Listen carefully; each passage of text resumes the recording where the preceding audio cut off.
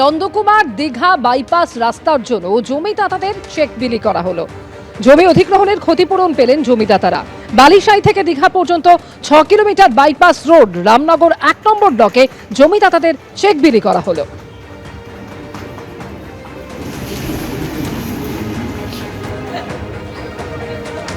কালীঘাট তৃণমূলের রক্তচাপ বাড়িয়ে ঋতব্রত তৃণমূল গতকাল বিদ্রোহী কাউন্সিলরদের সঙ্গে নিয়ে প্রায় 1.5 ঘন্টার দীর্ঘ বৈঠক করলো। যে বৈঠকে উপস্থিত ছিলেন 47 জন প্রাক্তন কাউন্সিলর এবং 4 জন বিধায়ক। কলকাতার প্রাক্তন কাউন্সিলরদের সঙ্গে গতকাল এই বৈঠক হয়। ঋতব্রত তৃণমূলের ডাকে বৈঠকে ছিলেন দেবাশিস কুমার, অরূপ চক্রবর্তীর মতো একাধিক প্রাক্তন তৃণমূল কাউন্সিলর।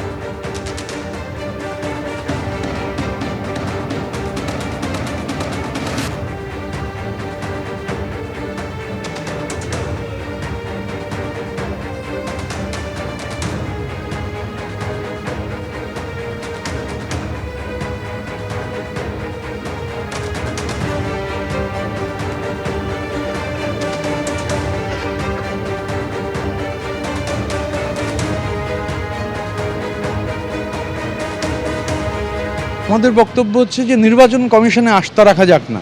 নির্বাচন কমিশন তো রয়েছেন, যা রিপ্রেজেন্টেশন দেওয়ার আমরা রিপ্রেজেন্টেশন দিয়েছি, আমাদের যা বলবার আমরা লিখিতভাবে জানিয়েছি। তো ইলেকশন কমিশনে আস্থা থাকুক, সমস্যা কোথায়? আপনারা কি এই লোগোর ব্যাপারে কোনো কিছু বলেছেন?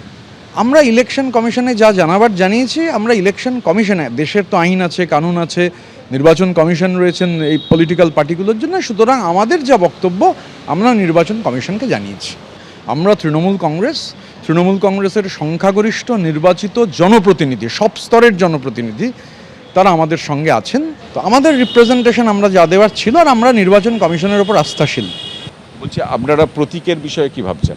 আমি তো বললাম যে আমরাই তো তৃণমূল কংগ্রেস। নির্বাচন কমিশনকে আমরা যা জানাবার জানিয়েছি। নির্বাচন কমিশন যদি কিছু জানায় আপনারাও জানতে পারবেন, দ্যাট উইল বি পাবলিক। আমরা নির্বাচন কমিশনে আস্থা রাখতে চাই। আমরা দেশের আইন কানুনে নির্বাচন কমিশনে আস্থাশীল। আপনাদের তো লোগো ঘাসফুল বা জোড়া ফুল, সেটা আমরা সেদিন দেখেছি আপনাদের বিশেষ সেশনে, কিন্তু মমতা বন্দ্যোপাধ্যায় বা অভিষেক বন্দ্যোপাধ্যায়ের ছবি নেই, পরিবর্তে মহাত্মা গান্ধীর ছবি, রবীন্দ্রনাথের ছবি। আগামী দিনে আপনারা যখন রাজনৈতিক কর্মসূচি নেবেন, সেক্ষেত্রে কী হবে? তো মমতা বন্দ্যোপাধ্যায়েরই তো শিক্ষা মনীষীদের সম্মান করা। তো আমরা মনীষীদের সম্মান জানিয়েছি, এর মধ্যে সমস্যা কোথায়?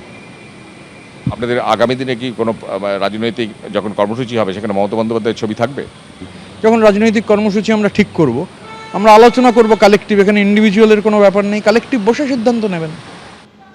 একেবারে ঋতব্রত তৃণমূলের তরফে বারবার দাবি করা হচ্ছে যে আমরাই আসল তৃণমূল। আপনারা শুনলেন ঋতব্রত বন্দ্যোপাধ্যায় কি বলছেন। এবার আপনাদের শোনাবো বিরোধী উপদল নেতা সন্দীপন সাহা। আমরাই আসল তৃণমূল, তিনিও একই দাবি করছেন।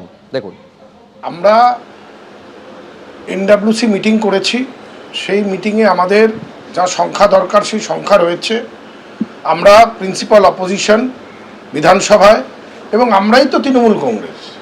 তো আমরাই যখন তৃণমূল কংগ্রেস, তো স্বাভাবিকভাবে দলটা তো আমাদের সাথেই থাকছে। তখন আলাদা করে অন্য কোনো বিষয় ভাববার বা চিন্তা করার তো বিষয় নেই।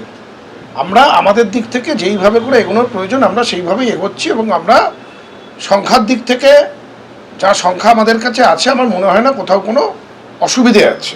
লোগো, দলের নাম এবং সবটাই আপনাদের এবারেই থাকবে।